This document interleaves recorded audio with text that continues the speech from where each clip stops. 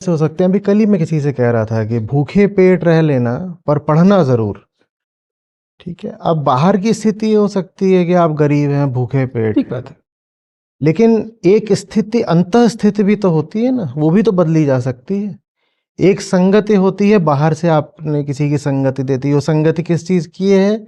वो एक फूटे हुए बर्तन की और फटे हुए कपड़े की है, वो बाहरी संगति है।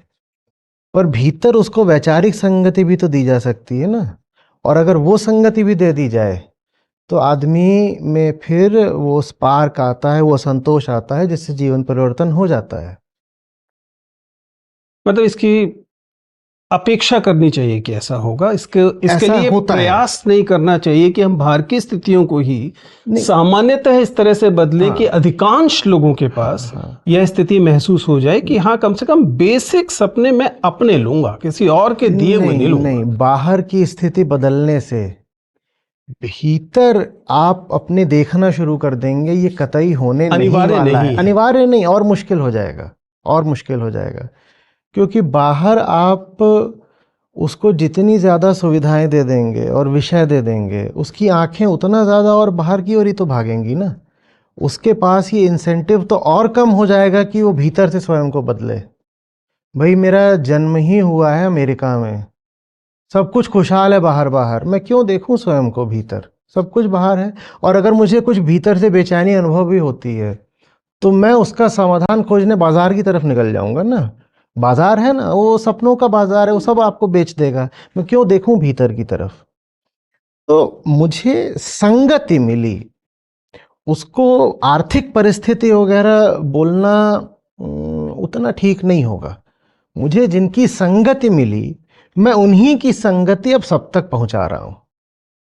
मैं कह रहा हूं कि मैं इस मामले में सौभाग्यशाली था कि मैं इनसे मिल पाया, तो अब मैं निमित्त बन करके तुम तक इनको पहुंचा रहा हूं। ये मुझे मिले, मेरी जिंदगी बदली, ये तुम्हें मिलेंगे, तुम्हारी जिंदगी भी बदलेगी। चलिए इसी को एक कदम आगे लेके जाते हैं और से वो दूसरा बिंदु शुरू होगा। ये सारी चीजें जिस जगह हो रही हैं, ये जो द्वंद्व जहां अवस्थित हैं, ज्यादा दार्शनिक हो जाए तो बता दीजिएगा मुझे। नहीं नहीं, मैं चाहता हूं और हो जाए, तो बात गहरी जानी इस चाहिए। जिस जगह ये हो रहे हैं, और शायद विद्यार्थी इस बात को पहचान पाएंगे, इस चीज को हम कहते हैं हमारा मन। हमारे मन में ये हो रहा है, जिसे माइंड कहा जाता है, जो कि ब्रेन से अलग होता है। आप क्योंकि इस मन को लेकर कबीर परेशान रहते हैं, इस मन को लेकर तमाम लोग परेशान रहते हैं, कैसे इस पर लगाम लगाएं, कैसे इस पर बंधन दिया जाए। और हम कई बार तो बल्कि कक्षा में कहते हैं कि मत, अभी बहुत बंधन मत बांधिए, अभी थोड़ा सा आजाद भी रह लीजिए। आपके अनुसार ये मन दरअसल क्या है? How do we, not necessarily definition, परिभाषा अनिवार्य नहीं है, लेकिन आप इस मन या माइंड को कैसे देखते हैं जिसे इतने नियंत्रण की जरूरत पड़ती है? क्या चीज? जो आप का अहम होता है, self concept,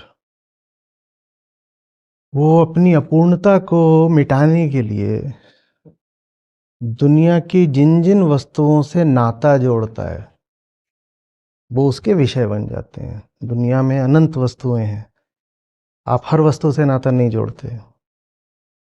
depending on your self concept, इस पर निर्भर करते हुए कि आप अपने बारे में क्या सोच रहे हो, आपकी आत्म परिभाषा क्या है, आप इससे रिश्ता जोड़ते हो, इससे रिश्ता जोड़ते हो, इससे रिश्ता जोड़ते हो। जिससे जिससे आपने रिश्ता जोड़ दिया, वो आपके भीतर आकर के बैठ जाता है विषय बन करके। ये जो सब विषयों का संकलन है अहम के इर्द गिर्द, ये मन कहलाता है। तो मन ऐसा है जैसे जैसे ये कक्ष है, ये पूरा भरा हुआ है, और इसके बीच में बैठे हुए हैं नेताजी। और नेताजी कौन है? अहम, अहंकार, ईगो। और ये बाकी सब जो हैं वो हैं जो अहम से संबंधित है। ठीक है, तो अहम की धुरी के इर्द गिर्द मन की बस्ती बसती है। अहम के इर्द गिर्द मन एक मोहल्ला है। तो मन अपने आप में चेतन नहीं होता है। ये जो हम लोक भाषा में बोल देते हैं अक्सर ना कि माइंड ऐसा कर रहा है, माइंड वैसा कर रहा है, मन ऐसा करता है, मन वैसा करता है। मन अपने आप में सिर्फ एक संकलन है, एक समुच्चय है, एक एग्रीगेशन है, एक कॉन्ग्रीगेट है। चैतन्य वस्तु ये होती है बीच में, जिसने अपने विषयों को यहाँ इकट्ठा कर रखा होता है। जितना ज़्यादा इसकी अपूर्णता की भावना होगी, उतने ज़्यादा विषय इकट्ठा करेगा। फिर उसको आप बोलते हो क्लटर्ड माइंड। तो ये मन है। ये आपका जो कोर एरिया है उस पर हम लोगों को पहुंचा देता है जब हम ये कहते हैं कि जो जैसे आप वेदांत में बात भी करते हैं कि हम एक मैं हूं और एक मैं से इतर है, और ये दरअसल दो नहीं है, दोनों एक ही है।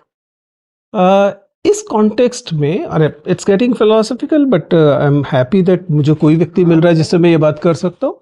तो मैं अक्सर इस चीज़ को लेकर परेशान रहा हूँ और क्लास में हमने इसको डिस्कस किया है, आप जिसे बाहर कहते हैं उसके पर्सपेक्टिव से।